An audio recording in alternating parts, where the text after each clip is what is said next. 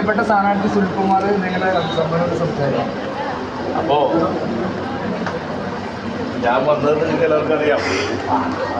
ഈ വരുന്ന ലോക്സഭാ ഇലക്ഷനിൽ LDF സ്ഥാനാർത്ഥിയായിട്ട് ഞാൻ മത്സരിക്കുകയാണ്.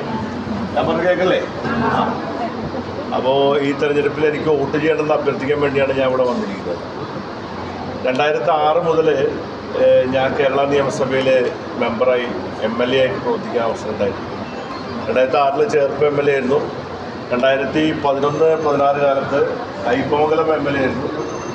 അതിനുശേഷം ഏറ്റവും അവസാനം 2016 തൃശ്ശൂർ മണ്ഡലത്തിലെ MLA ആയിട്ട് എന്നെ തിരഞ്ഞെടുക്കേണ്ടത്. ആ സമയത്താണ് ഒന്നാം LDF ഗവൺമെൻറ്റിൻ്റെ പിണറായി വിജയൻ ഗവൺമെൻറ്റിലെ കൃഷി വകുപ്പ് മന്ത്രിയായി പ്രവർത്തിക്കാൻ അവസരം എനിക്കുണ്ടായിട്ടുണ്ട്.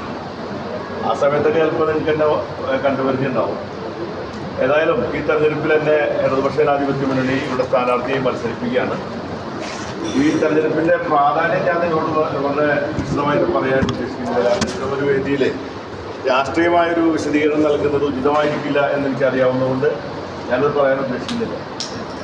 പക്ഷേ എനിക്കൊരു കാര്യം പറയാനുള്ളത്, ഞാൻ 15 വർഷം MLA മന്ത്രിയായിരുന്ന സമയത്തെല്ലാം ജനങ്ങൾ എന്നെ ഏൽപ്പിച്ചിട്ടുള്ള ഉത്തരവാദിത്വം വളരെ സത്യസന്ധമായിട്ടും ആത്മാർത്ഥതയോടുകൂടിയും ജനങ്ങൾക്ക് വേണ്ടി, പ്രത്യേകിച്ച് സാധാരണക്കാരായ ജനങ്ങൾക്ക് വേണ്ടി നമ്മുടെ പദവികൾ പ്രയോജനപ്പെടുത്തുക എന്നുള്ളതാണ് ഇടതുപക്ഷ ജനാധിപത്യ മുന്നണിയുടെ ജനപ്രതിനിധികൾ പൊതുവെ ചെയ്തു വരുന്ന കാര്യം.